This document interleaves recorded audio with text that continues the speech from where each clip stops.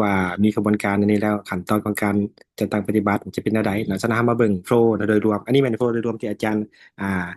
ขียนไว้ให้เพื่อว่าเขาเป็นแนวทางในการศึกษาเบื้องต้นเนาะฉะนั้นมาเบิ่งสิสมมติว่าในกรณีที่หนึ่งเนาะข้อที่หนึ่งมานี่หมายความว่าใบเสนอราคาจากลูกค้าคือลูกค้าเนี่ยส่งใบเสนอขอราคาหรือ RFQ มาให้เฮาเนาะหลังจากนั้นเฮาก็มีการอย่างฝ่ายขายหรือเซลล์นี่ก็จะมีการออกใบเสนอราคาหรือ quotation ส่งกลับให้ลูกค้าในเมื่อลูกค้าเนี่ยเลือกเนาะ ขาดเรียกหรือว่าขาดเรียกผู้สนองแล้วได้ราคาและต่อรองเรียบร้อยแล้วก็จะเปิด PO มาหาเฮาเห็นปะหลังจากนั้นเมื่อฝ่ายเซลล์ได้หา PO ก็จะทำการรีคอร์ดข้อมูลเขาในระบบ SO หรือว่าใบสั่งขายนี่ใบนี้เนาะใบนี้นี่ SO นี่หลายคนเนี่ยอาจจะคิดว่าเป็นเรื่องใหม่นะว่าเฮ้เป็นยังคือตรงมี SO พอผ่านมานี่เมื่อเราค่าสั่งมากก็เหตุในการเบิกเครื่องเนาะส่งเครื่องหรือเก็บเงินไปด้วยว่าจะเป็นต้องมาเปิด SO หรือว่าเหตุใบติดตามตัวนี้ อันที่จริงแล้วอาจารย์อยากเป็นไปได้เนาะอยากให้ทุกคนนี่ได้ทำความเข้าใจถึงความหมายของมันคักแน่ก่อนเพราะว่าถ้าเขาเป็นองค์กรที่อยากมีหลายภาคส่วนเนาะเขามาเช่นว่ามีฝ่ายขายฝ่ายขนส่งฝ่ายอ่าการเงินบัญชีฝ่ายที่เกี่ยวข้องกันเช่นนะมีการแบ่งงานชัดเจนแล้วการที่เรามีใบ SO หรือระบบ SO เนี่ยเขามาช่วยในการคุ้มครองการขายเนี่ยจะเป็นสิ่งที่ดีเลยเพราะว่าอย่างใบนี้จะเป็นใบควบคุมเนาะควบคุมให้รู้ว่า มีออเดอร์เข้ามาเลยเด้อฝ่ายเซลล์หรือแอดมินเซลล์เนี่ยก็จะทำการบันทึกให้หัวหน้าเซลล์เนาะหรือว่ามาร์เก็ตติ้งหรือฝ่ายที่เกี่ยวข้องนะฮู้เลยว่ามี SO เข้ามาแล้วปุ๊บนี่นะหมายความว่าคันเปิดคันครีเอท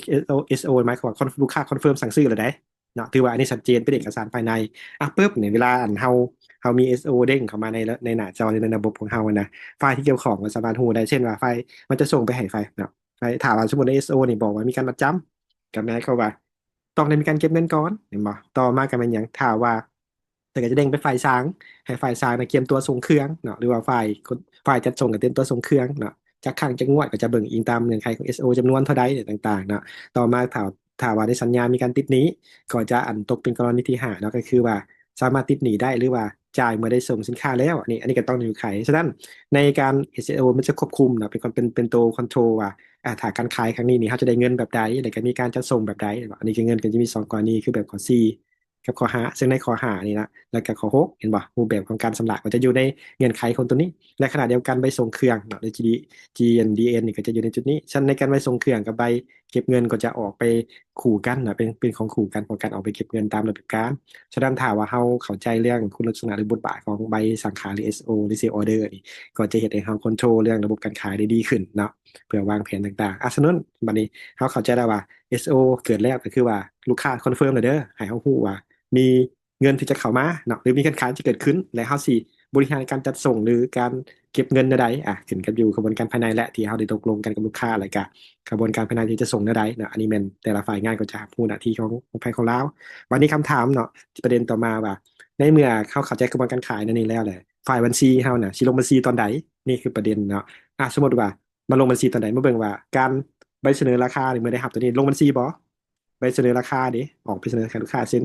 อ่าอ่าสิลงบัญชีบ่เวลาลูกค้าคอนเฟิร์มมาเนาะว่าคอยสั่งซื้อเลยเด้อนี่เป็นออเดอร์มานะครับเอิร์เอสโอเลยอันนี้เด้อลงบัญชีบ่ซึ่งในจุดนี้เนาะเราต้องได้เข้าใจว่าการลงบัญชีเนี่ยจะเกิดขึ้นตอนใดฉันโดยปฏิบัติแล้วเนาะตามหลักการแล้วเนี่ยการลงบัญชีจะเกิดขึ้นอยู่ในข้อที่4เนาะ นี่หมายความตอนเขาได้หับเงินตอนได้หับเงินตอนนี้เนี่ยหมายความว่าเงินเพิ่มขึ้นได้เนาะเวลาเขาลงบัญชีก็คือจดหนี้เงินเพิ่มขึ้นจดบัญชีเบื้องหนี้หรือว่าเดบิตเป็นเงินเนาะเงินที่ได้เข้ามาเงินประจำแล้วเงินประจำถือเป็นรายหับบอนี่หลายคนนี่อาจจะตอบคำถามตัวนี้นี่อาจจะมีบางคนก็จะว่าเงินประจำกะได้เงินมาแล้วก็เป็นรายหับบางคนก็ว่าโบเมนรายหับเด้เพราะว่ายังบริส่งเครื่องเนี่ยเนาะเป็นประเด็นที่ต้องว่ากันฉะนั้นโดยหลักการแล้วเนี่ย การเขาขายสินค้าเนาะหรือบริการที่เงินมัดจำลงหนาที่ได้มานะเขาถือเป็นหนี้สินเนาะหมายความว่าจดหนี้เงินเพิ่มขึ้นแล้วก็จดมีหนี้สินเนาะประเภทเงินลงหนาที่ได้รับเนาะเป็นเรือหักและหับลงหนานี่เข้ามาบ่ถือเป็นรหับเด้อในจุดนี้แต่ว่าต้องลงบัญชีเนาะโอเคเนาะขอนี้วันนี้ต่อมานี่เวลาเขาส่งเครื่องนี่ส่งเครื่องแล้วก็มีใบส่งสินค้าเส้นหับเส้นมอบกันแล้วก็ออกไปเก็บเงินตามระเบียบการเนาะในจุดนี้ในตอนนี้นี่ลงบัญชีบ่ลองมึงดูลงหรือบ่ลง โอเคเนาะตอบมาเมนลงบัญชีคือกันเนาะลงบัญชีอย่างเพราะว่ายังเขาส่งเครื่องสินค้าออกสางไงเด็หมายก็ว่าสินค้านี่ลดลงแน่เนาะสินค้าลดลงเลยกลายเป็นอย่างกลายเป็นต้นทุนขายเนาะของสินค้าต้นทุนของสินค้าที่ขายไปออกเป็นรายจ่ายหมายความว่าลงบัญชีตัดสางเนาะออกไปเป็นต้นทุนขายเป็นตัวนี้ส่วนเอาไปเก็บเงินเด้ใบเก็บเงินก็จะลงเป็นรายหักเนาะ คู่กับหนี้ต้องรับและถ้ามีอากรมูลค่าเพิ่มก็แม่นจดเป็นหนี้สินที่ต้องส่งให้ภาครัฐเนาะที่ส่วนของใบเก็บเงินนี่จะเป็นตัวนี้หมายความว่าข้อที่ก็ได้ลงบัญชีเนาะหมายความแต่ลงสองส่วนคือส่วนที่ติดพันกับศาลและส่วนที่ติดพันกับใบเก็บเงินในข้อที่ห้านี่เนาะตัวนี้จะอันซับซ้อนนิดนึงต่อมาวันนี้สุดท้ายเวลาได้หับเงินงวดสุดท้ายหรือว่าสำหรับส่วนที่เหลือเนี่ยเนาะเนาะตัวนี้เนาะคิดว่าลงบัญชีบ่หรือบ่ลง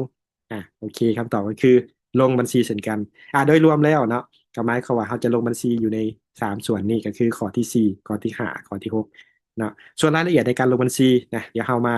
ศึกษากันต่อเนาะถ้าผู้ใดได้เข้าร่วมฝึกอบรมในหลักสูตรนี้ก็จะสามารถเข้าใจรายละเอียดเพิ่มขึ้นว่าเขามี